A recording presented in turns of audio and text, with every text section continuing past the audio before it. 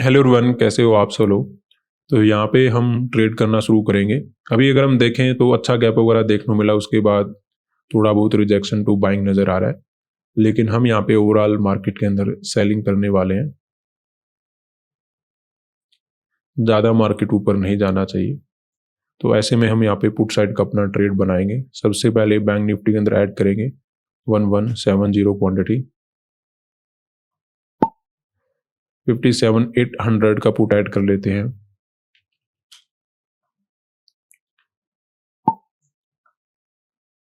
Sensex में add करेंगे 900 quantity और निफ्टी में ऐड करेंगे 1430 क्वांटिटी। तो अभी अगर हम देखें थोड़ा बहुत हमें लॉस वगैरह नज़र आ रहा है। एंट्री वगैरह ठीक है मार्केट के अंदर, ओवरऑल यहाँ से हमें प्रॉफिट मिल जाएगा। रीज़न क्या है, मार्केट के अंदर कोई बड़ा मोमेंटम यहाँ पे नहीं होगा कि डायरेक्टली पॉजिटिव मार्केट निकलता ही जाए, क्योंकि मार्केट के अंदर ट्रेंड भी काफ़ी अच्छा पॉजिटिव है। ठीक है, मार्केट कंटिन्यू काफ़ी दिनों से ऊपर जाने की कोशिश कर रहा है। ऐसे में अगर सीधा गैप वगैरह देकर मार्केट बढ़ना शुरू करेगा तो वहाँ पे केवल बायर आने वाले हैं, कोई भी मार्केट के अंदर सेल नहीं करेगा। आपको ऐसा लग सकता है कि यहाँ पे सेलर बैठे होंगे, मार्केट इनको टारगेट बना सकता है। देखिए, मार्केट में पहली बार जिस प्रकार का मोमेंटम हुआ ना, ज़्यादा लोग यहाँ पे सेल वगैरह कर ही नहीं पाए होंगे, क्योंकि मार्केट में क्या था, पहले मार्केट में अच्छा खासा पॉजिटिव मोमेंटम नज़र आ रहा था, गैप अप वगैरह था, पॉजिटिव था।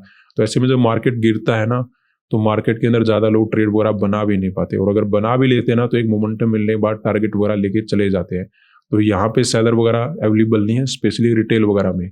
यहाँ पे थोड़े बहुत सेलर आए होंगे कि मार्केट गिर रहा है, चलो ट्रेड बना लेते हैं, लेकिन उनके पास भी ज़्यादा क्वांटिटी वगैरह नहीं होगा। तो ऐसे में हमने एनालिसिस में अपना प्लान बना लिया था कि इन सेलर को टारगेट करने की आवश्यकता नहीं है, क्योंकि गैप अप का कंटिन्यू पॉजिटिव का मार्केट है। एक रिजेक्शन आया तो इसमें ज़्यादा लोग सेलिंग में पार्टिसिपेट नहीं कर पाते। अभी थोड़ा बहुत ये मार्केट क्या कर रहा है, साइकोलॉजिकली परेशान आपको कर रहा है कि कभी नीचे जा रहा है, कभी ऊपर जा रहा है। आपको यहाँ पे ट्रेड ही समझ में नहीं आएगा कि क्या करें। अगर आप यहाँ पे ट्रेड करना चाहते तो आपको ट्रेड ही समझ में नहीं आने देगा कि मार्केट में एक दिन पहले सेलिंग हुआ, पहले पॉजिटिव था, फिर अब गैप अप वगैरह ओपन हो गया, तो कुछ लोग यहाँ पे बाय करेंगे, कुछ लोग सेल करेंगे। तो अकॉर्डिंग टू सिचुएशन मुझे तो सेलिंग करना ठीक लग रहा था, क्योंकि अगर ये डायरेक्टली ऊपर गया तो केवल वहाँ पे बायर आने वाले हैं, तो ऐसे में मार्केट में गिरने की पॉसिबिलिटी ज़्यादा रखता है मार्केट।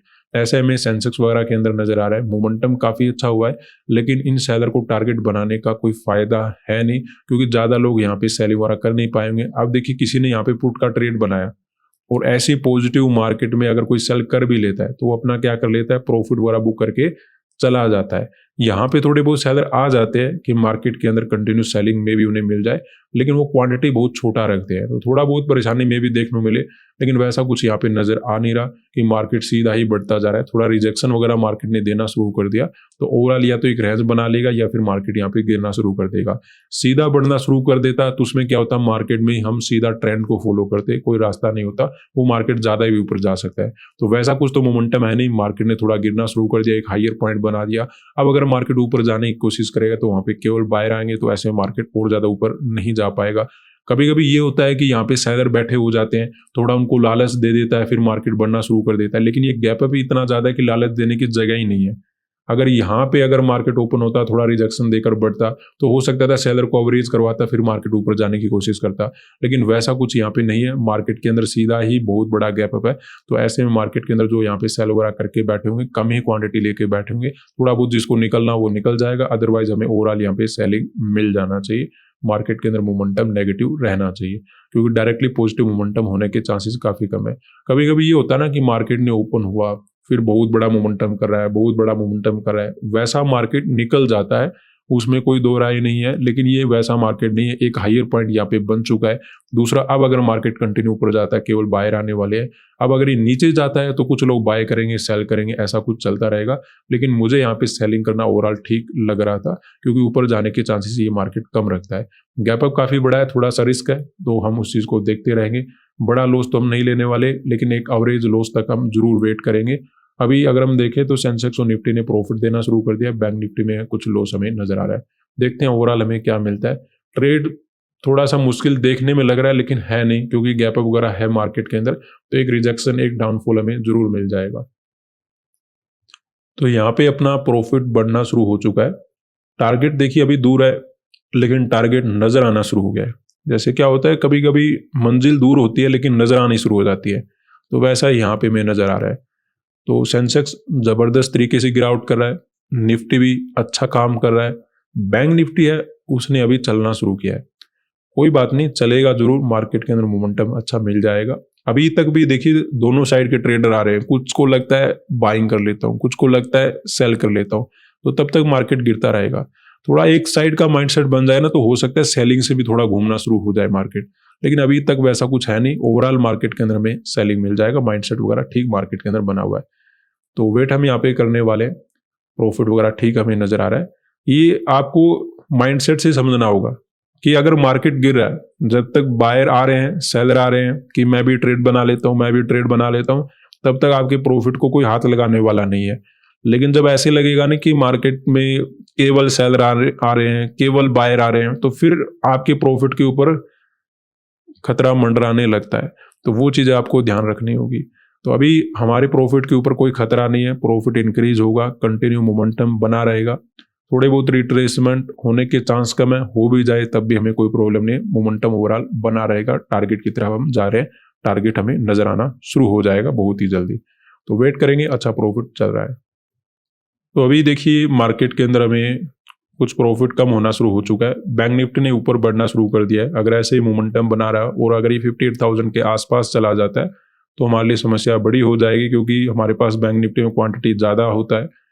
सेंसेक्स और निफ्टी तो अभी तक तो नेगेटिव ही नजर आ रहे हैं, कोई ज़्यादा प्रॉब्लम नहीं है।